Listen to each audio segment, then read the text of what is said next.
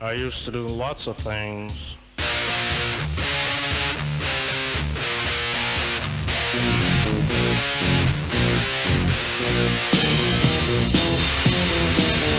used to do things and I'd say things and Jesus, I was evil. Take things and break things and Jesus, I was evil. I never should, baby. Do I sound loud enough? Oh yeah. All right. All right.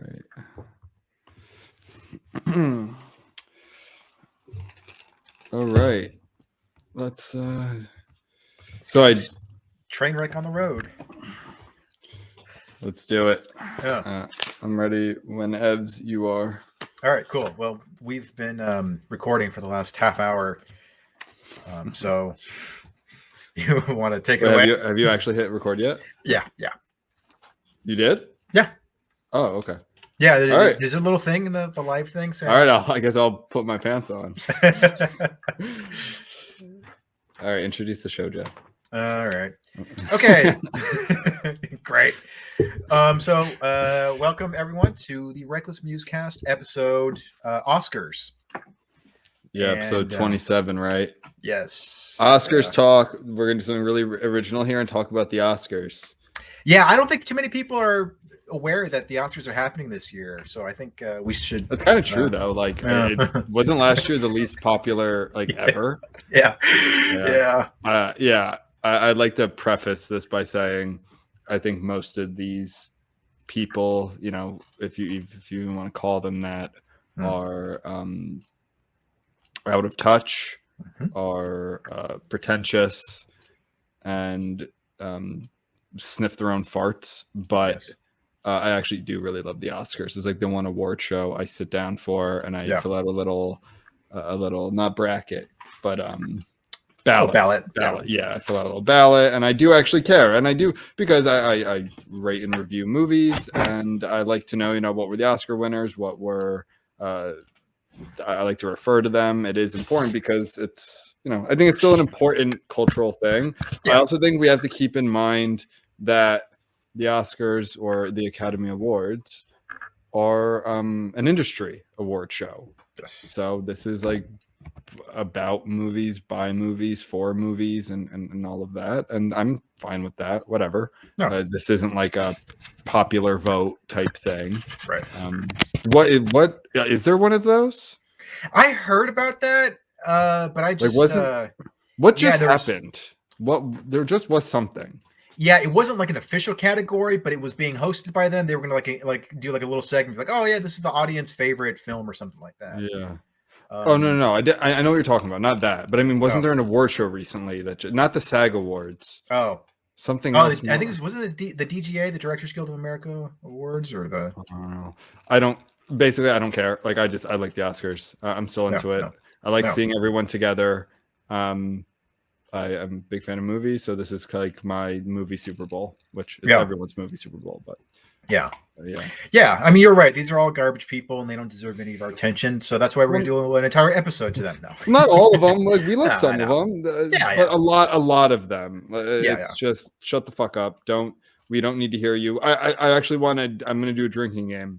Oh. How many times they bring up Ukraine and other sorts of. I'll have it more planned out. By the time I do it, but just take a shot every time they lecture about some political issue that they have no authority to be lecturing on. It's like, go make rom-coms. Yeah. Well, before you die of alcohol poisoning, make sure to include your podcast hosts in your will. I mean, you're a lawyer. I'm sure you've got some. I'm sure you can do that pretty easily. That's true. I could, but you're not getting shit from me. It's all going to my cats. Also, you just leave that you don't have to have a funeral. Just let my cats eat me. That's fine. Throw me in the trash. the Frank from Always Sunny. What do you mean funeral? Throw me in the trash. Didn't they? Gigi Allen, didn't he have a crazy funeral? That punk rock guy. He's this really sleazy garbage. He was like a dumpster personified, and A dumpster persona. yeah, Wait, and, what band was he in? he was just a solo guy. He just made really shitty punk music. G.G. Allen. Yeah, G.G. Allen. No, Todd no. Phillips made a documentary about him back in the earlier Okay. mid '90s. All But right. at his funeral, like they didn't even pump him full of formaldehyde or anything. So he was just like this bloated, fucked up corpse. And then so like all of his dumb friends came. They're like punching the face of the corpse. And they're putting beer down his throat, and he's all like fucked up. And it sounds awful. Yeah. They didn't. What's it called? It's not. Is it formaldehyde? That's not formaldehyde. What is it? I thought they do that for like stuffing animals. I guess maybe that's what I'm thinking. Yeah, kind of. I'm blanking on what I'm talking about. Where they? I know what you're talking about. Yeah. I know exactly what you're talking about. I was just talking about that because famously William the Conqueror exploded at his funeral. Really? They didn't have that back then. It was the 11th century, and he fucking exploded. It's really gross. On that note, speaking of really disgusting, bloated pieces of shit, let's get into the Dune. No, I'm just kidding. Dune.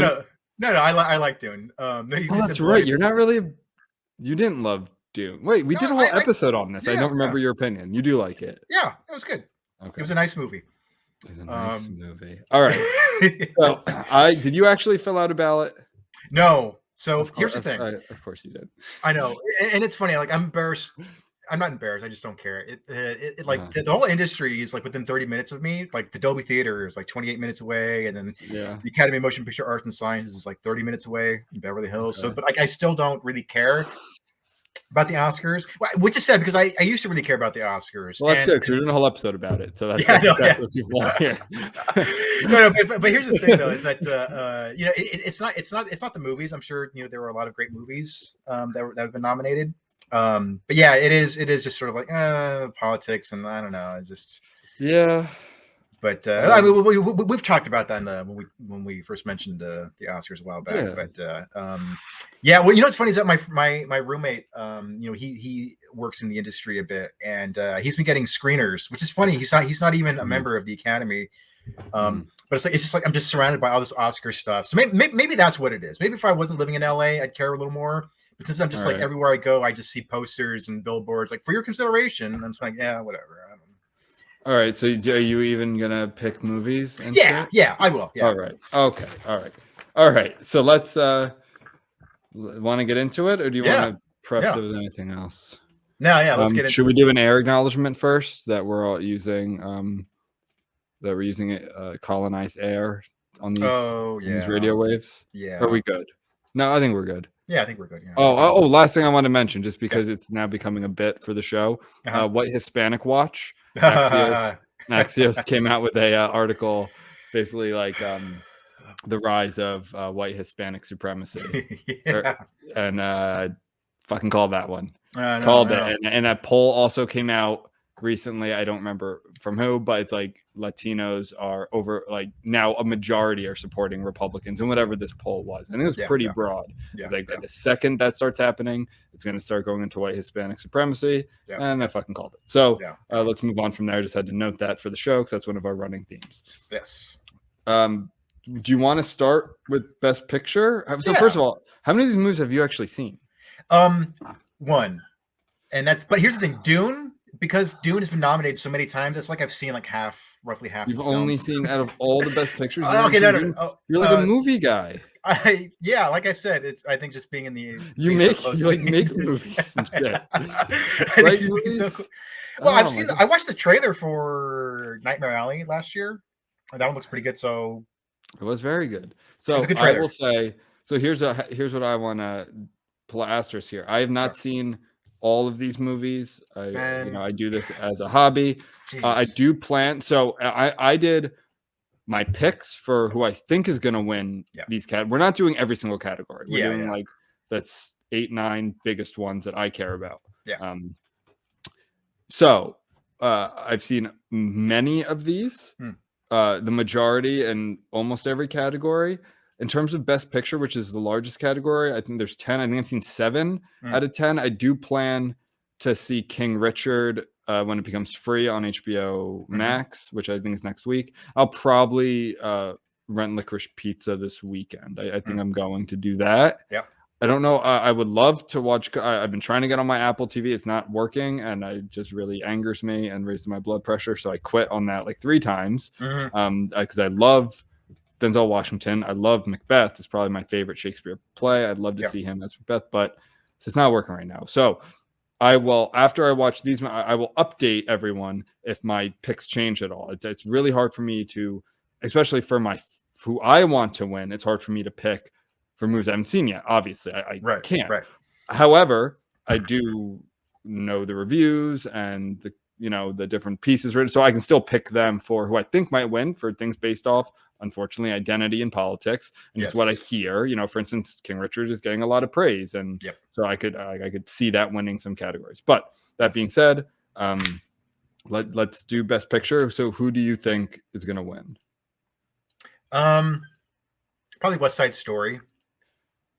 I think that one's going to win. Yeah, just because like there's a lot of Hollywood legacy there, and so it's Spielberg, and it's like a remake of a classic film. So I think that one has probably got a lot of support.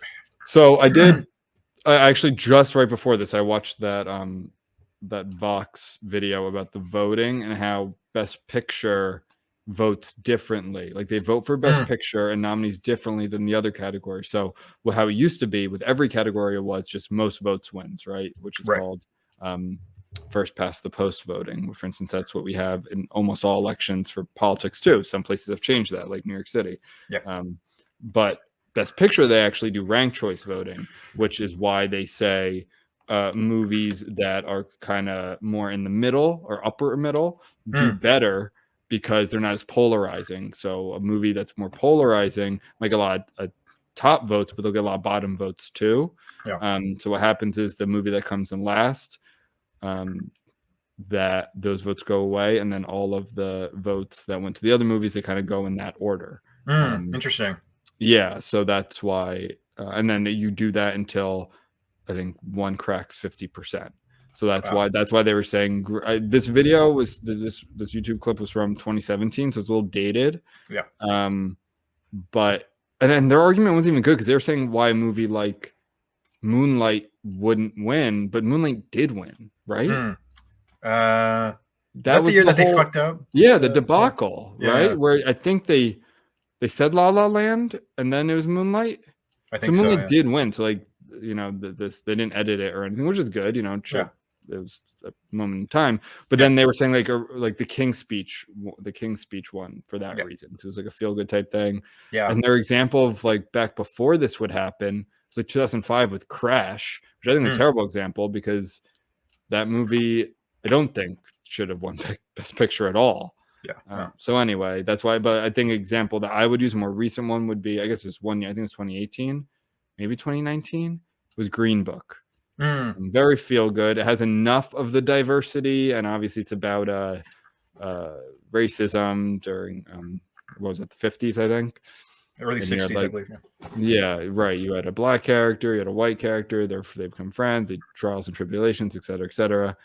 So that like didn't surprise me that would win in ranked choice voting. So I just wanted to clear. I don't think they do that for any other category though. Also, because I think last thing I think we brought it up before, like what is the Academy? In 2017, they said it was 6,687 voters. That's a lot more than I thought. Yeah. And it's probably bigger now. I would assume. I don't know, maybe not, but that's a lot of fucking voters. So yeah, I'm curious what the number is, because from what I understand, I think one of the rules that was implemented not too long ago was that if you haven't been working in the industry for more than 10 years or something like that, then I think maybe not get kicked out of the Academy, but you would not be eligible to vote. Oh, so you think when they put that rule in, maybe they cut down? But I'm sure they added people too. I don't know. How do you even get in the Academy? I'm not sure exactly. I'm not sure how high up the food chain you have to be to get in. Yeah. All right. Well, anyway, on that note, let's. So you said you think West Side Story. I have Power the Dog is who I think is going to win. Yeah. You have, unfortunately, again, this is who I think is going to win, not my pick. Yeah, I have to start looking at identity. It's a female director. who's already caught flack, right, Yeah, from that. like old white men. It's about like repressed homosexuality, so it's like a repressed identity, victimization. It's a little more complicated than that. It's not just like the patriarchy or the man keeping you down. Like it's a gay character keeping down, or like oppressing another gay character because of his own repressed homosexuality. Right. It's a good, like, I gave it, so I actually put all my scores here. Like Yeah. you can find them Ben's Pocket Movie Reviews on my Medium page. I give it 85. That's a really good score. Like, and actually there's like one example in here, not even for the best pictures, but for other ones, that movie I really did not like that's gotten a lot of love for nominations. But besides that, like all of my scores are like Belfast 88, Don't Look Up 90, Drive My Car 86, Dune 87, Nightmare Alley 90, Power of the Dog 85, West Side Story 88. So like that's like a lot of clustering. Yep. Very good to excellent movies. I think Power of the Dog, if I was a betting man, my second choice would be Drive My Car. I have a note here just because it's an elegant movie. It feels like it is Oscar bait. Right. It's about, I mean, it's based on one of my favorite writers, Haruki Murakami's. I believe it's a short story or kind of like an anthology, but I forget that. I'm not thinking of the right term, but anyway, it's about a series of stories. I guess maybe it is an anthology. It's called Men Without Women. Mm-hmm. So, it's tragic. It's sentimental. It's like 3 hours long. It has some beautiful shots of Hiroshima. Yeah, I believe they're in Hiroshima. And it's about art, right? So that's another theme that they even send that boxing. That's no secret. The Academy loves movies about, if not movies or the film industry itself, like other sorts of art. In like the King's Speech was about elocution and speaking and public speaking, which is kind of like that adjacent. What I actually have to go through. Drive My Car is one of the main themes. The main character is a stage actor, and he directs plays. Yeah, and his wife writes short stories. So it's kind of like about artists too, right? This isn't about cowboys. Like Power of the Dog, it's not about a king or anything. And like the Silence of the Lambs, the art of cannibalism, that sort of thing. Exactly. No. Not about that. No. Wait, what did Silence of the Lambs win? It's the one that's had big top 5: Best Picture, Best Director, Best Actor, Best Actress, and Best Screenplay. And it won. Well, it won Best Supporting, right? Even though. Well, that's that. I know this is kind of a contentious issue, but it was what's his face. Won Best Anthony Hopkins. Yeah, won Best Supporting, even though he only has like. He won Best Leading. No, he didn't win Best. He's not a leading actor. I know it was a controversy when that happened. He won Best Leading Actor. Yes, I believe so. He's in like, and someone broke down like he's like 11 minutes or something in the movie. Yeah. He didn't win support. Even supporting actor would be like, that is actually some of my criticism. That's when we go on. I'm like, this person nominated is barely in it. Yeah. So anyway, but if I had to pick, so I actually have a note here for director and best picture. I think these could even be flipped. Right now, though, my pick is Power of the Dog. For my personal choice, so my top movie isn't even nominated. That's the same thing for last year too. Not a big deal. Last year, my top was Da 5 Bloods. That was really anchored though by Delroy Lindo. Delroy Lindo's performance. He was unbelievable. The fact that Da 5 Bloods wasn't nominated for Best Picture didn't really bother me. The fact that he wasn't nominated for Best, I guess it'd be Supporting Actor, is a fucking joke.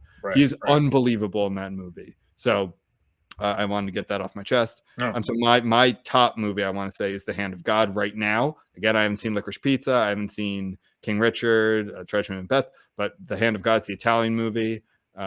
Trust me, I'm not being a homer here, even though it takes place in my ancestral Naples.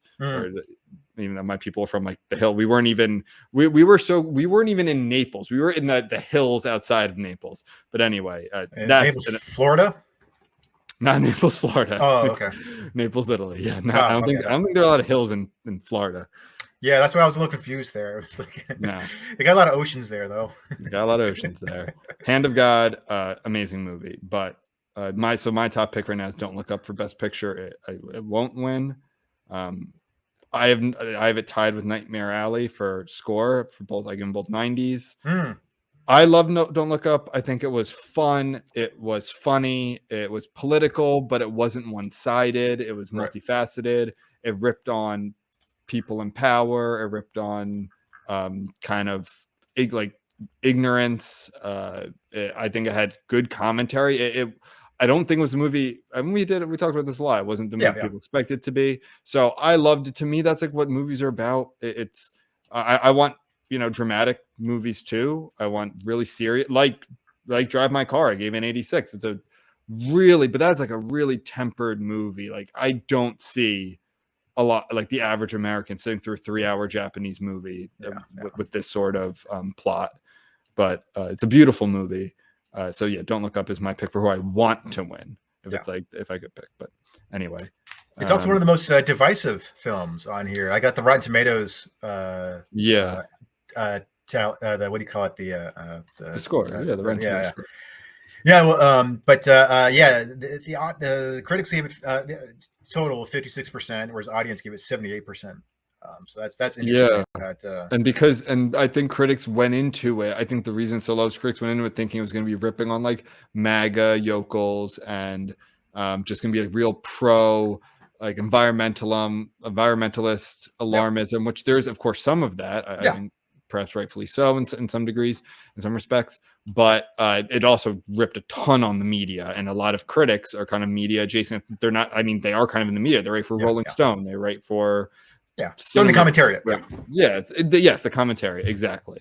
So I don't think they like that very much. They're like, hey, that's not cool. That's not what we were expecting. We thought we were gonna feel real good. We were gonna be, the commentary. I love that. The consultant class that's gonna be a movie for us. It really wasn't. So anyway. Do you want to pick who you want to win, or you didn't see a lot of these? So yeah, I'm gonna go with Dune. I'd like to see Dune. And here's the thing: it wasn't just because I really enjoyed the film, but also because it's rare to see like movies in the more fantastical genres like sci-fi win big. Yeah, sci-fi, horror, fantasy. I mean, like besides like the Lord of the Rings, which won Best Picture. It is the Return of the King. The Return of the King won a ton of Oscars, right? Yeah. That's an exception where like the third of a movie is the best one, like the third of a series is the best one, and I think it's a fantastic series. But that was very and getting back to Silence of the Lambs, that was like the first and only horror to ever win Best Picture. Yep. I don't know if one's won since or before. No, there've been a few that have been nominated, but that's close to a win. None of your boy Hitchcock. Is he not won a Best Picture? No, he's been nominated a few times for. I know he was nominated for Best Director for Psycho. Psycho. I don't think he was nominated for Vertigo. I don't think Vertigo got nominated for anything. Surprising, which is funny that it keeps entering these best films of all time lists. Yeah, like the top movie ever. But it wasn't nominated. No. All right. Well, anyway, do you want to move on to director? Yeah. All right, so I'll start with this one. Yeah. I think so. This is where it could be the switch. So I would say maybe and remember, thinking politically, for instance, I don't see it ever happening again where like a movie about, let's say, mostly white people and a white male director with a white actor in a leading role and a white actor. Like, I just don't see that happening anymore. Maybe like at last year's Oscars, like Joaquin Phoenix won Best, actor, right? I think he won actor, but then, the Zhao won for Nomadland Best Director, like an Asian woman, and who won, like basically they mix it up a lot. Which could totally line up with and again, this is subjective, but so keeping that in mind. So for instance, Power of the Dog wins Best Picture. I think Ryusuke Hamaguchi, Drive My Car's director, wins Best Director, or flip that and he went and the movie wins Drive My Car, and then Campion, wins director for Power of the Dog. I just could see that happening because it's like I don't know if they're going to do it again where like the same wins. Like Bong Joon-ho did that, right, for Parasite. But I think they're going to switch it up. Yeah. For me, the one I think is going to win, probably Hamaguchi or Campion. I think it's going to be one of those. Yeah, I think like Kenneth Branagh and Paul Thomas Anderson and Steven Spielberg. I think it's one of those things where I wouldn't be surprised if there's a lot of pressure on the Academy. And I'm not knocking the films, but I wouldn't be surprised if there's a lot of pressure on the Academy. Like, oh, come on, it's Spielberg. We got to throw him a bone. Come on, we got to honor him. Well, what has he won for? Spielberg, I think he's won 3 times. 2 for Schindler's List and 1 for Saving Private Ryan. He's won director for Saving Private Ryan and Schindler's List. Yeah, I mean, I think deservedly so. I don't think he should get it for. I liked West Side Story had some really. I guess I'm maybe just biased because it's a musical, and I love musicals. Yeah. I love them on stage, and I love them as movies. But like, I don't see him winning it for West Side Story, even though there's some really cool shots. Yeah. And just what else? Like the other options, I don't know. I'd be very surprised if they gave it to someone like Spielberg over like Campion, who's kind of an up and comer, right? I know that she's been directing movies since the 90s, at least. Oh, really? Yeah, yeah. She's got a theater background, I believe. Right, Brad. So who I want to win, I picked Kenneth Branagh because I like Belfast was. I give it an 88 overall. I haven't put that up yet, by the way, so you'll be getting a sneak peek, maybe. Yeah, because I probably won't put those scores up till next weekend, but anyway. Yeah. I like, to me, so one, I thought there's some really cool direction with is a lot of it was a very tight movie in the sense of, you have these row homes. I don't know if that's what you really call them over there in Belfast. The homes, rightfully so, have partitioned rooms like a house should have. If I haven't gone this rant before, I am against the open floor plan. I'm anti open floor plan. I think it's architectural sin, but lots of close-ups he uses a lot of also close-ups and like the extreme close-ups where it's really like the eyes, I believe, but he uses the close-ups a lot, and it's black and white except for a couple parts where it's in color, where I think like they're seeing a play, and that's in color, but everything else is in black and white. And I did like, there was, for me, best director, there should be like, I should notice it. Yes. Unlike a score where it should really only kind of, I mean, a score should be noticeable too. I shouldn't say that. Like Dune, I think, has a noticeable score, but like director, if I want that to win, I want to notice like, oh, he or she's making some directorial choices that change the movie or give it its own flavor, give its own character. Yeah, I agree, and I'm sure that there are some cinema snobs who are like, no, like real directing is when you don't notice it. But I also feel like when you're the director, it's like go out and take risks, put the camera in weird places, do weird things with sound, and do it tastefully. Don't do it in a way where you're just being an artsy dick. Don't you like when you watch a Tarantino movie or a Wes Anderson movie, like that you're watching that. Yeah, like, I think that's really cool because in the end, it's just a camera. Like it's a camera, and then the director's picking they're picking the location and the angles and this color palette and all of that. Like I don't know. I think that Belfast had a character to it that that's why I would pick it. Yeah. Again, I haven't seen Licorice Pizza yet. Maybe that does too. And Drive My Car, I will say, had some like gorgeous scenes, but it's a 3-hour long movie. It's a lot of driving in a car. Like it really is. There is one scene though, like that's obviously kind of the climax. I guess it's the climax that takes place in the back of a car that's like really well done and really gripping. So like, don't get me wrong, I'm kind of convincing myself maybe that's why I want to win. It's Ryusuke Hamaguchi. Now I'm thinking about it, I would not be disappointed at all, by the way, with most of these choices if they win. But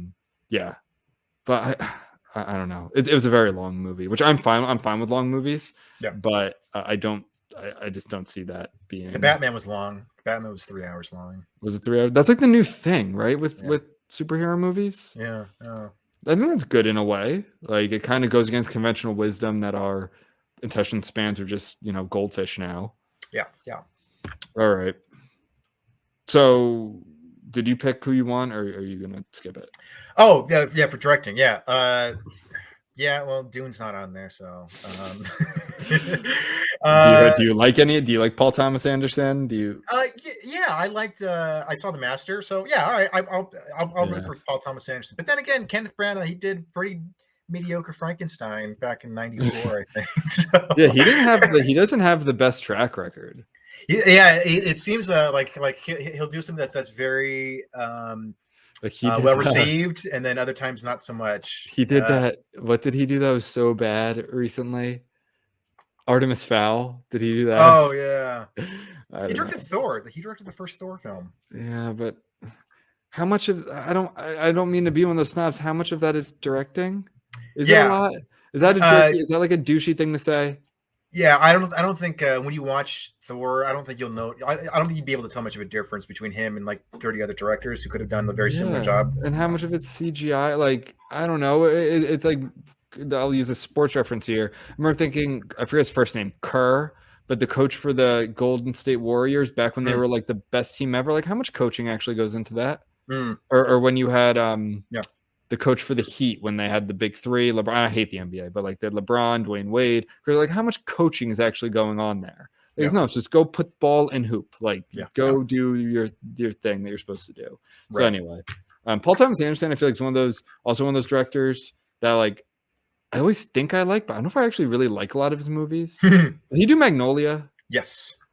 I think that's one of the most overrated movies. I'm sorry. Like I like the intro scene. That opening montage is really cool, but I have not seen the rest of it. Yeah, I think I noted that too. I'd have to check my review, but that's one of those movies where I'm like, I don't like movies that have what I call like the Babel effect necessarily, where it's a bunch of different stories, but they're like connected somehow. Right. And it's like, okay, like I think I need a little more than that. And have you seen Babel? It was also known for being a total flop. Oh no, was that it was like Brad Pitt? Yeah. It was like part Tokyo, part Afghanistan, part somewhere. It's like, well, the Japanese businessman whose daughter the story's following sells guns or something, that the gun is used in Afghanistan to shoot Brad Pitt's wife, who, you know, it's like, oh, okay, like that's just, I guess, I don't know. Like to me, it's not very clever. Right. And I felt like that was Magnolia better. Like I think Babel was awful. That was a terrible movie. But like Magnolia was better than that. But it was like a lot of that. It's like this person talked to this person who called this person, and this is this person's son. Yeah. So I don't know. Anyway, I had to look at his. I shouldn't shit on Paul Thomas Anderson. I'd probably not think of some great movies, but I remember. I feel like I was looked recently. I was like, I don't know if I really like a lot of his movies. Yeah, and it's funny because I haven't seen many of them, but my roommate said the same thing. I used to be a big fan of his, but looking back on some of the films, he was just sort of like, I don't know if they're quite as great as I thought they were. So. I'm just gonna go on right now, real quick. He did Boogie Nights. I heard that was good. Oh, he did Boogie Nights. Okay, I love Boogie Nights. Everyone keeps telling me that I need to watch that. And he did There Will Be Blood. Okay, I think Inherent Vice is overrated too. I didn't love that. Phantom Thread. I mean, it was fine, but it's Daniel Day-Lewis, who's just incredible, and it was underwhelming. But There Will Be Blood and Boogie Nights are fucking amazing movies. Like I actually love Boogie Nights. Okay, anyway, let's go on to actor in a leading role. Yeah, I guess you want to go first? Yeah, sure. Okay, let's do actor. Let's see. I do like this. Andrew Garfield. I'm a little bummed that they didn't retroactively go back and nominate his performance in Under the Silver Lake, but I guess I'll go with Andrew Garfield. We cannot talk about movies without Under the Silver Lake being brought up. I watched it again, like the fourth time in a year. Why do you watch this movie so much? I love it. I love that this is a thing with you, but I don't get it. I don't know if you're trolling me. No. So I did watch it with my roommate Jim because his cousin was in town. We're like, oh, dude, you got to watch this great movie because your brother introduced it to us. Now we got to introduce it to you. God, dude. It's fine. It's an okay movie. It's pretty great. I think it's up there with like. It's not pretty great. Like between Godfather 1 and 2, I think. Like I think it's kind of like in that. You put it between. It goes Godfather 1, Under the Silver Lake, Godfather 2. Some people think Godfather 2 is the better movie, but my dad thinks so. Yeah. Yeah, one of those rare exceptions. Where Godfather 3 is awful. Right. But seriously though, Andrew Garfield. You know what's funny is that like the first time I saw Andrew Garfield, it was in The Amazing Spider-Man, and I think I was put off because I was still like, no, you didn't see him in Social Network? I did later on. But that came out. That came out before Spider-Man. I know, but I didn't watch The Social Network until later on. Oh, that was a great movie. Okay, I got it. Is no, it is. But anyway, so Andrew Garfield has grown on me a lot because when I first saw like the first time I watched him in a movie was in The Amazing Spider-Man. I was like, Tobey Maguire's my Spider-Man. Like, who's this guy? And I thought he was hashtag not my Spider-Man. yeah. And so I didn't think much of him. But then Under the Silver Lake definitely helped change that. And he was great when in Spider-Man No Way Home. By the way, which has been nominated for Best Visual Effects. So I've seen 2 films on. Oh, you're right. Yeah, I did see that visual effects. I heard that they do the Spider-Man meme in it. Is that true? They do it twice. Yes. They do like where they're pointing at each other. Yeah. I love the Spider-Man meme, and I'm a big verbal meme guy. Yeah. It's very good. See, I love him. One, I think he's great in Social Network. Yes, he is. That one scene in particular where he like just finds out that he got screwed over, and he's like kind of trudging through the the open air office, and he's like yelling trash the laptop name. And that's a really great scene. I remember that from the trailer. And the scenes like the arbitration scenes or whatever, like like super tense where he's like holding back like depositions. Depositions is very, very good. And I mean I bring up this movie a lot. Silence is one of my favorite movies. It's a very personal movie to me. It's one of my favorite books. And he's the lead in that, and he's fantastic. It did not get a lot of love because it's about Jesuit priests and 16th century Japan being persecuted. It was Scorsese's a Scorsese Passion Project. Passion Project. Yeah, but it's a beautiful movie, and I loved him in that. And actually, I will say he's my pick for actor in leading role for who I want to win. He's my pick for who I want. Loved him in Tick, Tick, Boom. I knew virtually nothing about the character he plays, Larson. I forget his first name. Adam Larson? No, maybe. Who I knew Rent, of course. When I wear my gray jacket and my cutoff gloves, my girlfriend has said I look like Roger from Rent. I said, "Isn't he homeless with AIDS?" And she didn't respond to that. But I love him in that movie. He sings. He's kind of manic. He's kind of the quintessential New York City struggling artist, right? He's writing a play. He's working at a restaurant. That whole thing, working at like a Greasy Spoon type place. And if you don't know the character's true story, I mean, he died. He worked so hard to get Rent to become a thing. He died on opening night. Oh shit! Like that? How fucking crazy is that? I want to double check that. I'm 99% sure that's true. I remember looking that up after because I loved the movie so much, which I gave a 88. Tick, Tick, Boom. And I was like, life is cruel. Like life is not fair. That's crazy, man. But anyway, so he's my pick for who I want to win. And I haven't even seen this movie yet, but I think Will Smith is winning actor in a leading role. One, I heard it's very good. I've heard he's excellent in it. Yeah. 2, he gave the Oscar shit a few years ago. He started the whole like Oscar so white thing. Remember that? Oh, and I think they're gonna kiss his ass and give him an Oscar for. I mean, and very well might be deserving, but it's also politics is part of this, and I think that they will. I think he's gonna get it. And didn't Jane Campion recently shit on the sisters too? The Williams sisters? Yeah. Didn't she? I mean, she didn't shit on them. I can't tell if you're trying to make a joke or not. No, I'm dead serious. No, she. So this is right after. But she's a white woman. So this is right after the Sam Elliott thing. It was just earlier this week. You didn't hear about this? No. So have you heard about this? She I believe she won at the DGA Awards, I think.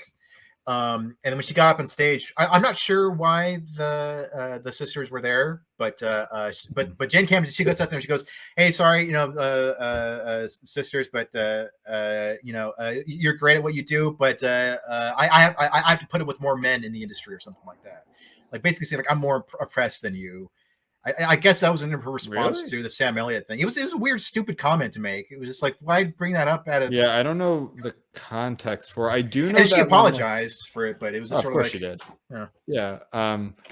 I haven't. What I've heard is maybe like when the subject, and if you haven't noticed, by the way, I want to say this, like a lot of, and is this normal where a lot of these nominees are like, these are a lot of biopics. Is that like Javier Bardem is playing Ricky Ricardo, or I forget his real name. Andrew Garfield's playing a real person. Will Smith's playing a real person. And then we'll get into the same thing. 1, 2, 3, at least of the actresses are playing real people. Is that typical? Yeah, the Academy's always loved biopics. Yeah. I feel like biopics are just kind of like Oscar baity, like right off the bat. We're just Yeah. like, you get to play somebody that people know. Yeah, well, because Rami Malek won for Freddie Mercury, right? Yeah. He won that. Yeah. So anyway, I think Will Smith is going to win. I'm picking Andrew Garfield. I will say, though, I think Javier Bardem was awesome in being the Ricardos. And I thought Benjamin Cumberbatch was great in The Power of the Dog. It was cool to see him as like a total fucking asshole. Yeah. Like, how was his accent? Was it? I think it was okay. It might have slipped a few times. Yeah. But I think it was fine. Like, it wasn't unnoticeable. Like, I've watched, and usually, I mean, British and non-Americans usually do American accents flawlessly. Yeah. But when they slip, I remember I was watching, I don't remember the movie, but it was Michael Caine. And I was like, first of all, why would you have Michael Caine not do his accent? Yeah. Like, that's a huge part of Michael Caine. And then I remember, like, sometimes he was an American. I remember that, but it almost sounded Scottish sometimes. I don't know. It just seemed like a really big miss. Like, yeah, Michael Caine, let him be Michael Caine. Yeah. And that's the draw. But Andrew Garfield's got a pretty impeccable American accent, I think. Oh yeah, it's actually it's funny. It's weird to hear a lot of these actors not speak an American accent. Yeah. Like, actually, did you know Andrew Garfield's actually born in L.A.? Oh, really? I didn't know that. Yeah, but he moved to. Well, he's born by Silver Lake. Yeah. God damn it! I think you should contact him, like, because I'm sure he gets a lot of love for Social Network and Spider-Man. And I do like hearing actors and musicians like, "What are you known for?" And then they'll be like, "You're the guy who just says." Andrew Garfield under the Silver Lake. He's gonna be like, what the fuck? All right, like, he might give you some love for that, so you should write him or something. Be like, I think I'll just write a thank you letter to the movie itself, not even to Andrew Garfield, just to the movie. Like, dear Under the Silver Lake, you rock. Well, you have, what do you have in your house for that? Oh, you have like the movie. Oh, right? yeah. Is it still say Under the Silver Lake? No, because okay. my friend used it for work. So we had to erase it. Oh, yeah. Gotcha. Yeah. Well, anyway, we plan on buying a poster, though. Of course, I'm surprised you have one already. I know, yeah. What'd you ask? I don't remember. American accents. Oh, yeah, it's British weird to hear. It's weird to hear them speak. Yeah, Tom Holland too as Spider-Man. Like his like New York accent, like, is actually pretty convincing. And then, like, I was really surprised. Like, he talks like a little like a tiny little Michael Caine, like, in real life. It's a pretty thick accent. And I'm like, wow, that's pretty. It's good. kind of crazy how many, like, especially British, Australian, like Irish, British, English, Welsh, like, play huge American roles, like real. I always forget his name. Daniel Oleo, who did Martin Luther King. Oh, right, yeah, that's a huge American. Christian Bale being Dick Cheney. Daniel Day-Lewis being Lincoln. Abe Lincoln. Yeah. Like, can we get some fucking Americans to do this stuff? Like, the British just make great actors. Yeah, America first, man. Fuck. Totally. No, that's one of the things where I'd be like, okay, we can have outsiders because they're really good actors. Yeah. All right, let's move on to actress in a leading role. Yeah, I've seen 1, 2. So I've seen actually 4 out of 5 of these. Oh, and then for actor, I've seen 1, 2, 3. So 3 out of 5. I really want to see Tragedy of Macbeth. I'm sure Denzel's awesome, but for actress, so here we have The Lost Daughter. This movie stinks. It's getting so much love. Yeah. I don't remember what the RT score is, the Rotten Tomato score. I gave this movie a 55. That to me is, so if you're under 60 in my ratings, that means I can't recommend it.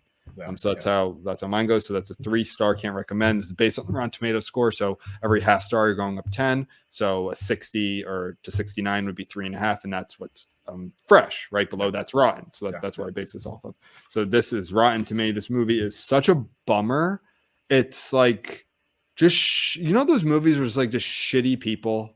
Yeah. And there's really like, I think maybe you're supposed to feel bad for them in some way, but you're just not empathizing at all or sympathizing at all with them. And there's kind of shitty people, but the director and the script doesn't necessarily view them that way. This is what The Lost Daughter is. Oh, really? They're just miserable. And especially I hate movies where it's miserable people in like amazing locales. Like this takes place on a Greek island. Oh, geez. It's gorgeous. And it's just like people being shitty to each other. And Olivia Colman, I mean, she's good in it, I guess, but I don't think she should have been nominated. Again, I have nothing against, sometimes shitty people make great characters, right? It's not that. Right. But it's just like a bummer of a movie. I didn't get what the plot was, like what the message was here. I think you're supposed to feel, and we'll get into it for actress in a supporting role, Jessie Buckley, who I think is a fantastic actress. I love her.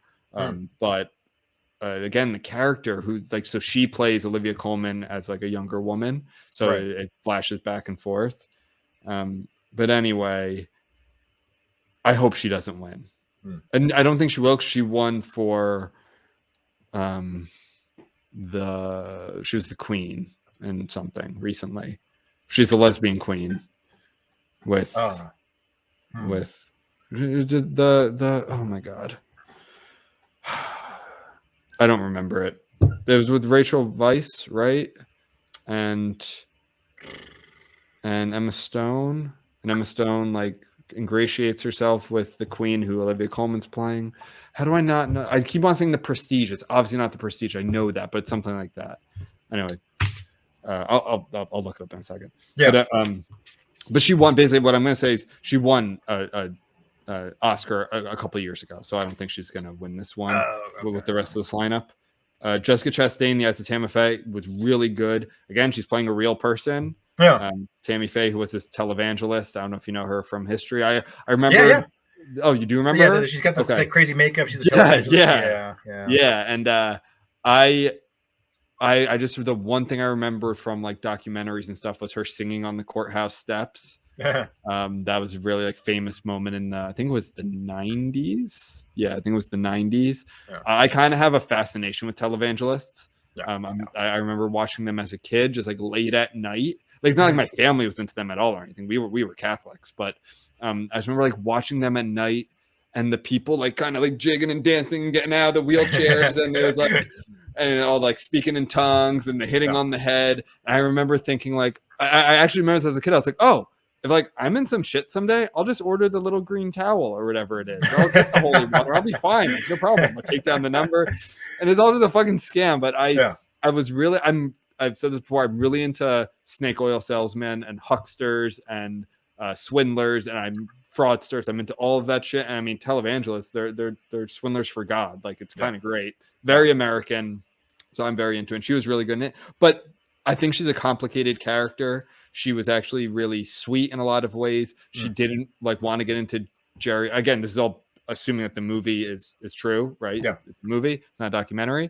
But she didn't want to get into Jerry Falwell's like religious right, moral majority type thing. She wanted to actually help people and was open to like gay people with AIDS, which was very taboo at the time. Yeah. And of course she got in, she didn't turn down all of the riches that her husband was laundering and all of that. Yeah. And I'm sure she kind of stuck her head in the sand, but she wasn't really like the main contributor in a way. Maybe I'm being too kind to her. I think actually the movie was very sympathetic to her. Really?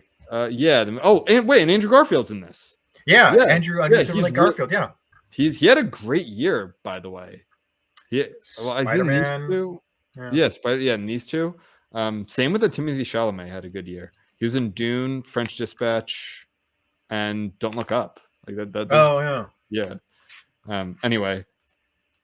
So I think I could see like I'd be fine with her winning. I have her That's why I want to win. That's why I underline. So I'm gonna stick with that. I have that movie's at 87, by the way. I have Kristen Stewart winning though for Spencer, which I'd be fine with too. One, Princess Diana is a beloved figure. I've said before, I do not give a shit about the royal family. I just don't care. Yeah. It's probably one of the things I care about least in the whole world. But I know enough about Princess Diana. She was an icon. She was obviously a tragic figure. And Kristen Stewart is she a lesbian now? I'm not sure. I think she might be in real life. Yeah. This is like so first of all, she's awesome in it. She's really, really good. It's very transformative. I still think, even though it's like years and years ago now, like I still think people associate her with Twilight.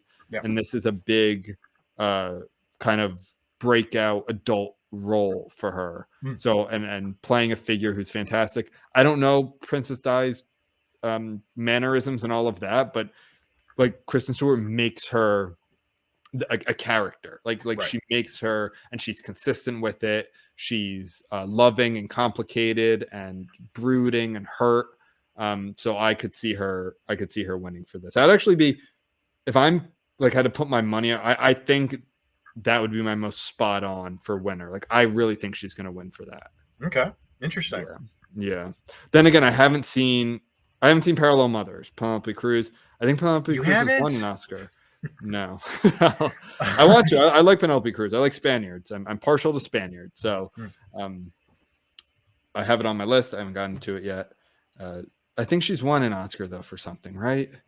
I'm almost positive like she has. Vicky Cristina Barcelona or something, or maybe. I love that movie, but I don't think she'd win an Oscar for it. Maybe. I don't think so. But anyway, do you have any picks for this or no? Yeah, I'm gonna go with the one that I'm most familiar with, which is The Eyes of Tammy Faye. It was I really enjoyed both of the trailers, and I think Jessica Chastain was terrific in those trailers. But it's also like it was one of those things where if I didn't know that was her, I it probably would have taken me at least like a minute to figure out that it was her. I thought she did. Yeah, they totally. Yeah, they totally transformed her. Yeah. I'm just looking to see I'm really curious what she's won. Zero Dark 30. Oh wait, she did win an Oscar for Vicky Cristina Barcelona. Oh hey, holy shit! Were you joking? No, I was. I was. You really thought that? Yeah. That was the only film of hers that I can think of off the top of my head that I knew was acclaimed. So I was like, maybe it's that one. Yeah, she did win for that. Who else was that year? Amy Adams in Doubt, Viola Davis was in Doubt? Okay. You didn't know? I saw Doubt. Okay, it's probably not the. Oh, I love Marissa Tomei in The Wrestler. That's. Oh yeah, she was. I love that. I love that movie. She played a terrific stripper, and then Yeah. What's his face was great in that too. Mickey Rourke. Yeah, he was wonderful. Takes place in New Jersey. Unfortunately. That's a very I'm partial to movies in Jersey. Yeah, that's all like Asbury Park, Rahway, that whole kind of area. It's a very Jersey area, very Jersey part of Jersey. They should make a movie called like Under the Jersey Shore. Under the boardwalk. You don't go under the boardwalk. You see some shit under there. That's why you make a movie about it. She's just two homeless guys fucking. Like Always Sunny. Have you not seen that? Actually, they filmed that episode where they go down the shore where my parents live, like 10 minutes away. Oh, really? Ocean City, which is actually like they make it a really scummy, shitty place in the show, but it's like it's a dry town. They don't even sell alcohol. It's like a very family. It's like always rated like the #1 family resort and stuff. Like it's not like where the Jersey Shore show takes place, which is like an hour, 10, 15 minutes away. That's like seaside.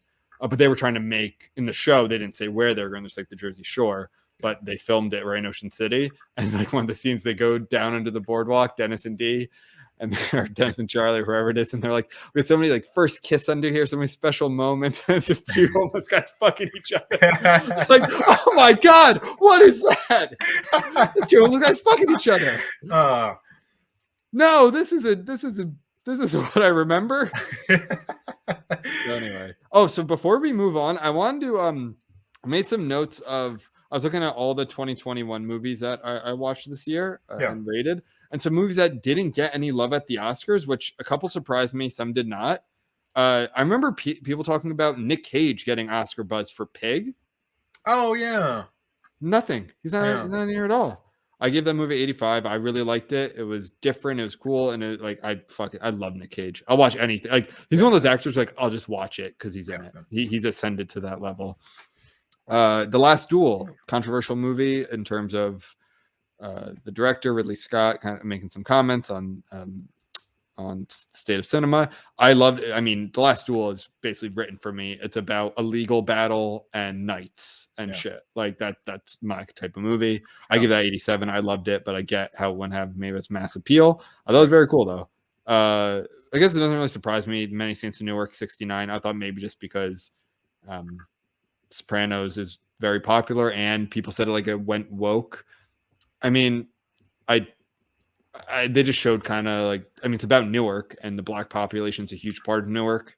It's about the 67 riots, and that did completely change the demographics of Newark from being a very diverse city. You had like the Irish neighborhood, the Polish neighborhood, the Italian, the black, the Portuguese, and now it's like vast majority black Hispanic with like still a Portuguese section. But a vast majority of the Italians left during that time. And I don't know. To me, that's not going woke. It's just kind of being historically accurate.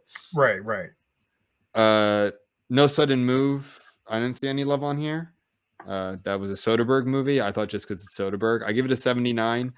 I thought No Sudden Move is cool because it took place somewhere different, Detroit, when most mob movies are like New York or LA. Usually. I thought that was cool. I thought there was some cool direction in it. And I love Brendan Fraser. I wish he got some more love. But and lastly, I was really surprised with this one, In the Heights. Didn't get any love. And I even checked to make sure. I was like, wait, did it come out too early? But like, no, not at all. There were some 2021 movies like Judas and the Black Messiah and Nomadland, which I think is kind of like 2020 and 2021, depending on when you count it. Yeah. So like a lot of movies come out for film festivals one year, but like those were the last Oscars, Malcolm and Marie. This was like June. And it didn't get any love here, which really surprised me considering the subject matter, which is the diverse Latino section of New York City, up way uptown New York City and Morningside Heights. Just kind of surprised me, especially with the music. There were a few movies I saw last year that didn't get any love, but they were pretty bad. So, so maybe that's why. What were some pretty bad movies you saw? Godzilla versus Kong. Oh, I liked Godzilla versus Kong. I thought it was better than it was. My whole thing with Godzilla versus Kong is, do we talk about this? Where like, I don't think so. They're rooting for the wrong guy. Yeah, because they were rooting for Kong. Godzilla and Kong. Yeah. Mecha Godzilla is the good guy in Godzilla versus Kong. In the movie, who is destroyed? Mecha Godzilla is created to fight these monsters that every so many years just come out of nowhere and destroy cities. One swipe of Godzilla's tail is taking out like generations of a family, completely crippling the global economy because it's taking out Hong Kong. And meanwhile, it's like, oh, bye, Godzilla, we'll miss you. It's like you just killed like 500,000 people. Mechagodzilla was created to fight back against that. It's like Mechagodzilla was humanity's answer to Godzilla. And it's like, blue corporate. Like, of course, I mean, that's me too. But I would rather take the man operated. Well, I think in the movie, like he gets corrupted or whatever. Where like the real Kadira or whatever. Like that aside, right? That aside.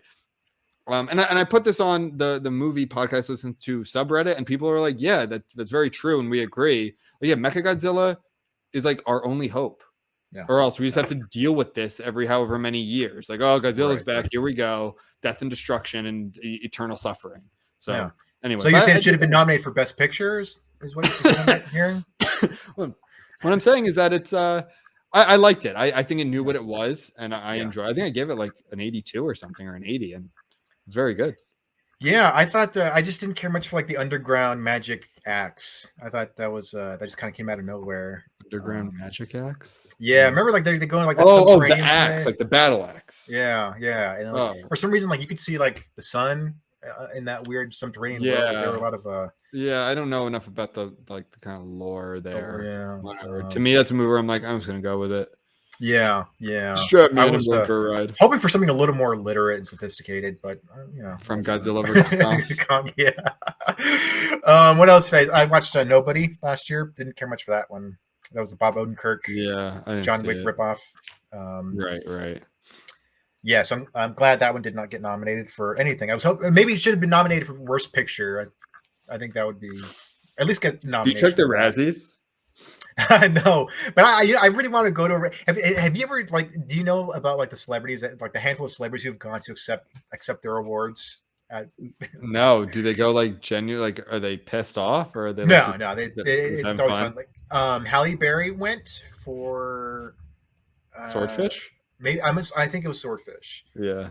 And then she and Sandra Bullock went for. It was funny because I think that year Sandra Bullock was also nominated for an Oscar for Best Actor. That for different happens movies. sometimes. For different movies. No, I think sometimes for the same movie. Once in a while that happens, yeah. Yeah. But yeah, this was for two different movies because it was the year that she did that she got nominated for The Blind Side, I think, that football movie. Yeah. And then she also got nominated for some stupid romantic comedy that she did with the Ryan Hangover Reynolds? guy. No. Oh, no. Who's the Hangover guy?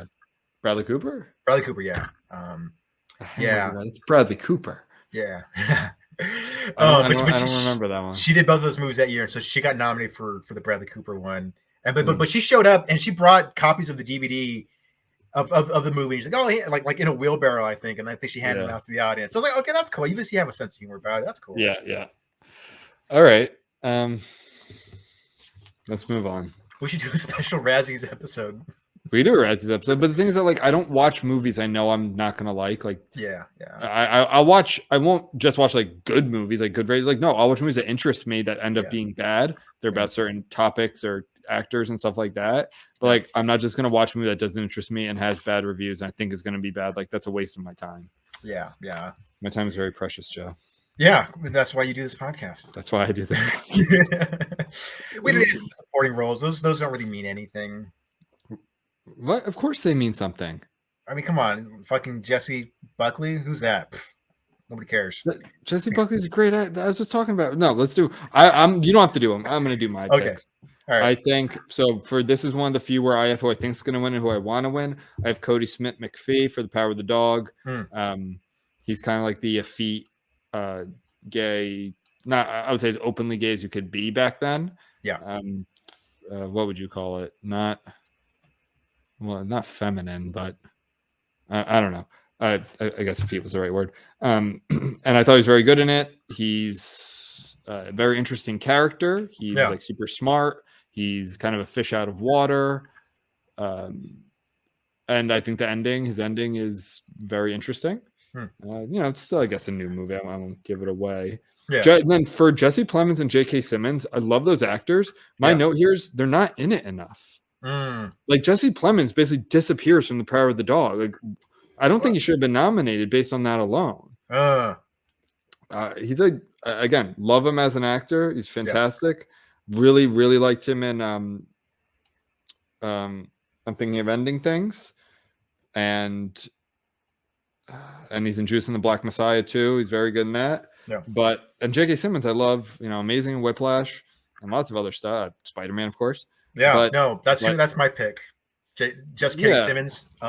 Yeah, but he's not. I saw Being the Ricardos. I thought it was really, really good, but he's not in it that much. Right.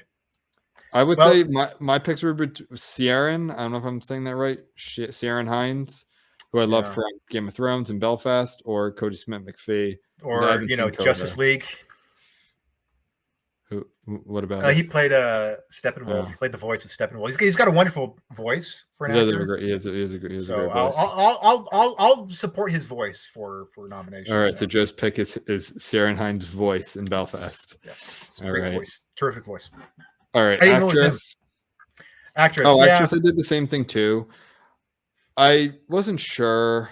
I think Ariana DeBose is going to win for West Side Story. Again, I think this is more of just a diversity pick. But I also have her. I think I would probably pick her too to win based on Kirsten Dunst. So I haven't seen King Richard. I haven't seen King Richard. I haven't seen West Side Story. I think Ariana DeBose is going to win. Judi Dench, I like in Belfast a lot, but like she's not in it a lot. So to me, that's just like a quantity thing. Yeah. I'm like, just not enough minutes. Right. I love Jessie Buckley as an actress. I think she's awesome. And I'm thinking of ending things. That's what really turned me on to her. I went back and I watched a movie called Wild Rose with her, where she's like a country singer from Glasgow. So she like goes to Nashville to make it as a country star. She's alcoholic and bad mother and all that. Yeah. I think she's good in The Lost Daughter, but which she's nominated for here.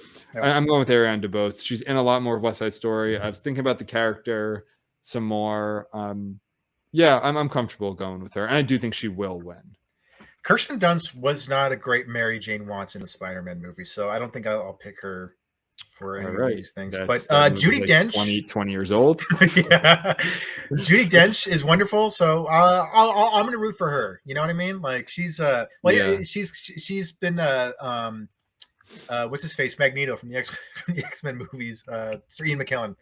He's got some funny stories. He's got a funny story about Judi Dench when he was nominated for Best Actor for the first Lord of the Rings. Yeah, so when you go to when you visit New Zealand, they give you like these beads, I guess, like these green beads. And I guess like kind of like Hawaiian leis, kind of like, oh hey, welcome here. Here's the thing. It's a sign of good luck or whatever. Yeah. And so everyone who worked on the film who was at the Oscars, they were all wearing it because I guess it's supposed to be good luck. So Judi Dench goes up to him, and like I'm not going to do these accents because I'm terrible at accents, but she went up to him and she's like, oh, so what's the green bead thing? And he goes, oh, it's from New Zealand and it's supposed to bring you a bit of luck. And she's oh, okay, that's nice. And she leaves. And then at the end of the Oscars, he didn't win. And then so she went up to him. She goes, oh, and then she points at the beads, and she goes, oh, I guess it didn't work, did it? And she just walked away. so I want to see her. So I want to see her get put in some snark at the. I like her in so she has like the final kind of moment in Belfast, which is cool. Yeah. But again, she's not in it enough for me to like to pick her for an Oscar. So I want to do, I guess, like 3 more. Yeah. Original screen. So I would really like the screenplays too, because that's writing. Yes. The original screenplay is always my. I mean, I love them both. I think King Richard's going to win, and it's just because I haven't seen it, but I think that's they're going to give stuff to King Richard. Right. Heard a lot about it, and I want Don't Look Up to win. I thought it was really clever. It was funny. It was interesting. It was captivating. So that would be my pick. But again, I've only seen actually 2 of these 5. Worst Person in the World's also on my list. I think that's like a Norwegian movie, maybe Scandinavia or somewhere in Scandinavia. I don't remember where exactly. So really, it's just for me. Don't Look Up or Belfast. I'm gonna go Don't Look Up.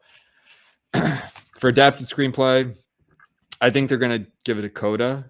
It's about a minority group, which are I think Coda stands for Children of Deaf Adults. Oh, so I thought it was like the end of a movie. Like I was like, that's weird. Nominating just one part of the movie. Right. Wait, what does Coda mean? It means like an ending, like the final part of something. Yeah. I mean, maybe it's a play on words there, but that is what I mean. That's what it's about. So which did you see Sound of Metal for last year? No.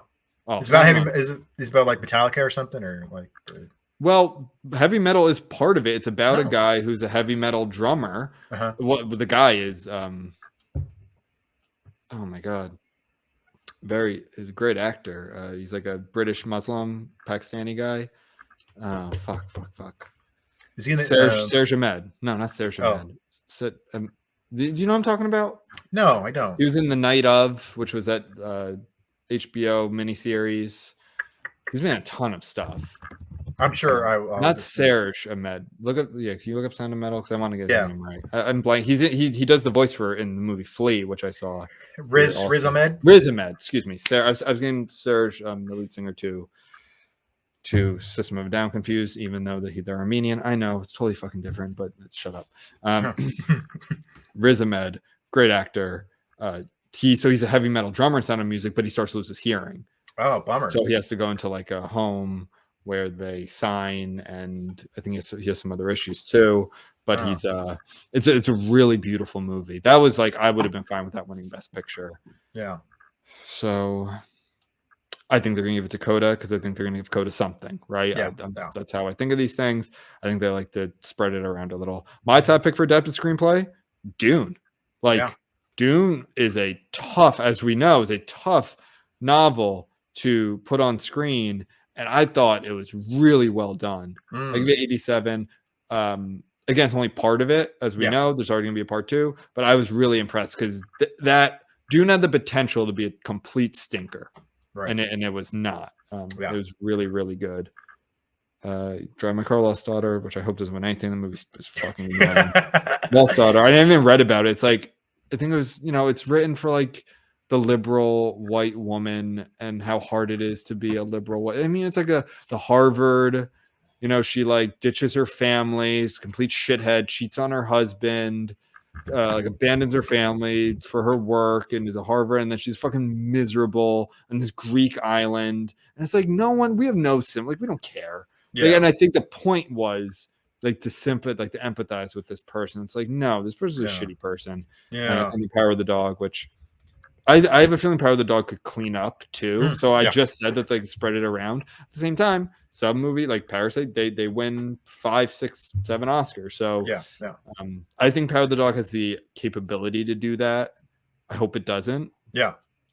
Because it's not my favorite movie of the year. That was really good, but I just think it could. Like, I'm starting to get that feeling. Right. For original screenplay, I'll pick. Oh, my bad. I totally skipped you, dude. Sorry. Yeah, that's all right. Well, we're just kind of breezing through these now. Belfast, I think it rhymes with my favorite meal of the day a little bit, so I think I'll go with that one. Doesn't rhyme at all. Licorice Pizza sounds okay.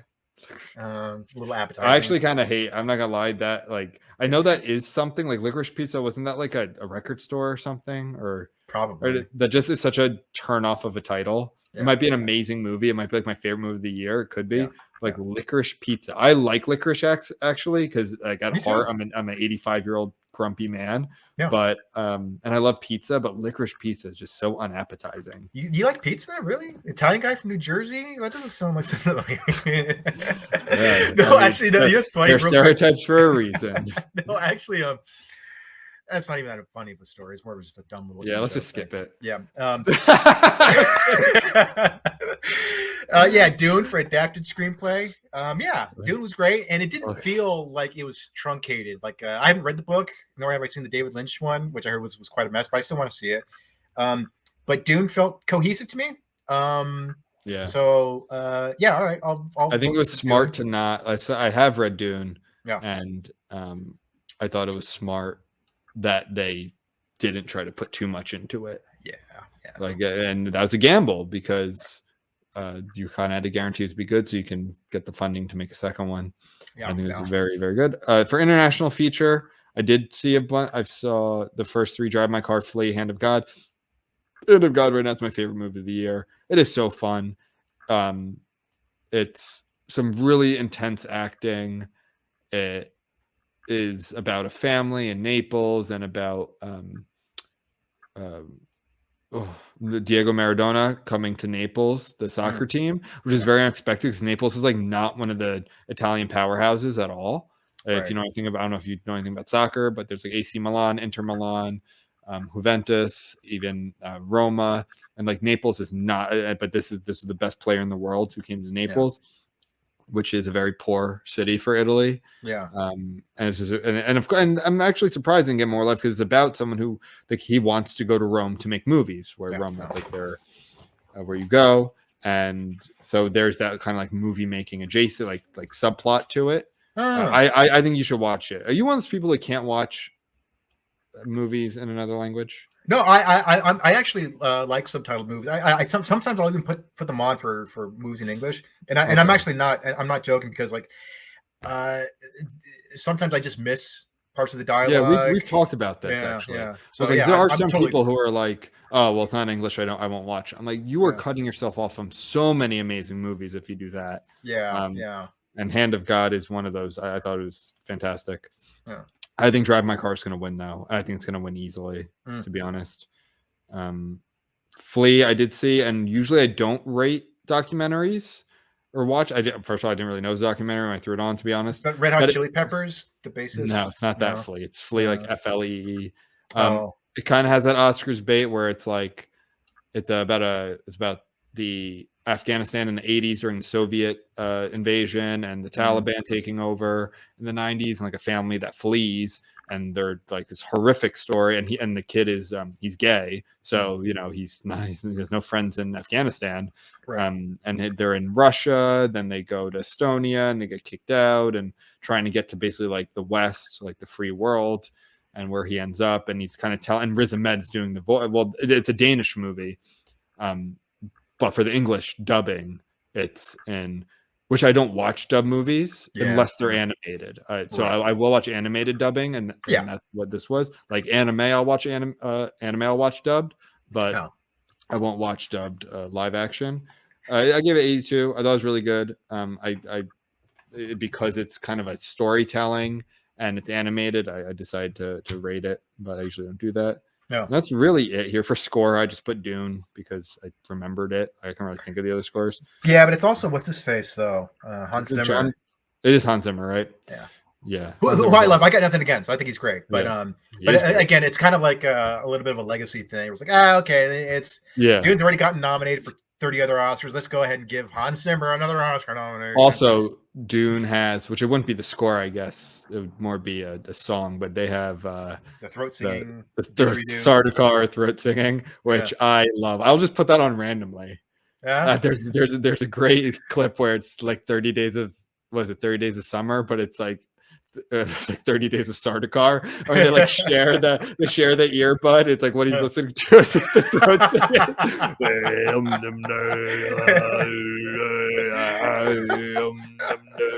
And they're like, oh my god, I love this. So man, I wish I would do anything if that song got like best original song. Actually, I'm gonna tweet that. Don't steal my tweet. I'm tweeting that for best. I'm gonna say I'm doing it right now. No, that's mine. I'm gonna tell everyone if you steal the frame. Wait, original song Sardaukar throat singing got fucking snubbed at the Oscars. And send. Cool. Thanks, man. All right. Fuck you. I haven't. Yeah, I think Encanto is going to win animated feature. I haven't seen it yet. But it's Pixar again. It's another one. It's Pixar, and it's about like Mexicans, right? So it's your people. Yeah. No, it's not like Mexicans. No, you're thinking of the other one. No, I know the other one's also Mexicans. Again, more than one Joe. No, this is which is a great movie. Colombia, I think. Oh, Colombia. Well, same thing. I know, we're not much different. We're all the same. Yeah. I'm joking, you psychopaths. I'm the one who's always saying that they're not all the same. Yeah. I mean, a lot of you are the same. Yeah, I know, yeah. Do you want to discuss anything else? So that went a little longer. Yeah. You do want to discuss other stuff? Yeah, visual effects. Oh, you mean Oscar stuff. Okay, so you do your thing on these. I didn't fill these out. So Dune's effects were pretty spectacular. They did that great thing where one of the things I love about visual effects, great visual effects movies, is it's not just the quality of the effects, but it's also like where you put the camera. Like having a good sense of perspective, I think, can really lend verisimilitude to something. So, for example, those two Pacific Rim movies. The first one was directed by Guillermo del Toro. And then he produced the second one. He didn't direct the second one, though. So the first one, the visual effects, like both of them had comparable quality. But Del Toro is a great director in that he has a great sense of perspective when it comes to visual effects. So he puts the camera wherever a realistic camera would be. So it's like you're always looking up at the machines. Like it's like okay, yeah, that's where a camera can physically do that. Whereas in the second one, the camera was floating around and it was doing all these crazy camera moves, and it just felt like, okay, it's just a big CG like animated thing. I'm glad that Dune did not do that. Like it felt like, okay, like those big spaceships, like that's how you would, if a spaceship was real, that's how you would film it in real life. Like that camera was in a very realistic place. Like it felt big and grandiose, and it felt like it wasn't just the quality of the visual effects, but it was the way that they were displayed. So I hope that Dune wins. And I also watched a little bit of behind the scenes stuff on that, and they did some great stuff for that movie. So Spider-Man No Way Home had some great visual effects, but it's also, it's definitely more stylized, but it was cool. It was, there's like it was CG. What is cinematography? It's like lighting. Yeah, that's definitely part of it, but it also takes into account like the composition of a shot, the camera movement. the types of color that you use. I feel like that's the most like inside baseball, like behind the scenes type, like in the weeds category. Yeah. I think so. Maybe I honestly maybe sound though. I feel like sound is like so. Sound is one of those things where it's like if you know, like I always make fun of my roommate because he's into sound. He does sound for movies and TV shows and things. And like and he's always like, dude, like sound is so underrated. I was like, yeah, you guys are basically like the bass player of this of on the set, where it's like if you do your job right, nobody notices, but if you do your job badly, everyone blames you. It's sort of like like if you listen to a good rock song but there's no bass, you're like, man, this song I can't quite tell, but it sounds like shit. It's so it sounds so thin. Whereas if you have a good bass player, it's like, yeah, cool, it's a good song, great guitarist, great singing. Right. Yeah. So, I get that. that. But this is a fun little trivia fact. Coming to America, I don't know if you can tell by the alphanumeric pronunciation of that there. Yeah. But it's been nominated for Best Makeup and Hairstyling. The first one was nominated for Best Makeup in 1988. Oh, was it? Yeah, so that's cool. That took an interesting. I know. So I went on just like look up like was I missing any movies? So I was like Oscar nominations. It's like these movies are you know not for us. I was like, what the fuck is Coming to America nominated for? There you go. Yeah. Same with like Cruella was costume design. Yeah. I'm gonna say I think it's nice that they still do like animated short. Yeah. Like out of all the shit, they're still doing animate like live action short. I haven't seen any of these. All right. Original song. I don't even remember. Oh yeah, and then I was like, what is No Time to Die nominated for? Did you see that? Are you a James Bond fan? Yeah, I'm a casual fan. I've seen like good like 8 or 9 of them. Yeah, I haven't seen this one. Into this. Yeah. Dr. No was good. I like that one. First one.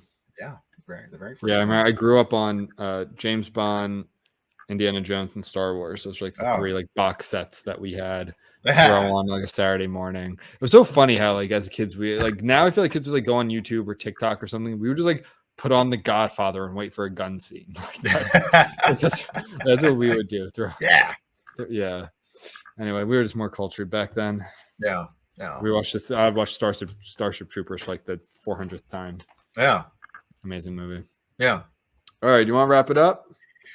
Yeah, I think we should. I think we've. I think we can save. I was going to talk about that Red Panda review type thing. I'm not really. Oh yeah, but you know, we'll talk about it later. It's just like another critic saying something that's like probably not a big deal and taking it down and having to apologize for some dumb shit. Yeah. You know the script. We can get more detail about that another time. I'm exhausted with that shit right now. Yeah. But all right, cool. This was a good mediocre episode, and very mediocre. It was good. I think the Academy will probably change some of their nominees based on this episode if we release it on time. There we go. And I will. Don't worry, everyone. I will update you if my picks change because I still have like 2 or 3 movies to watch. So we'll see. Yeah, I know you're hanging there tight. I know. Yeah. All 3 of you. All 3 of you. Thank you. Hey, I love them. I love those 3. No, they're great. They're great. Mom, Dad, we do it for you. Yeah, and one of Ben's cats. Just one of them. The other's like, dude, give it up already. All right, man. Love you. Stay reckless, bro. Stay reckless, Joe.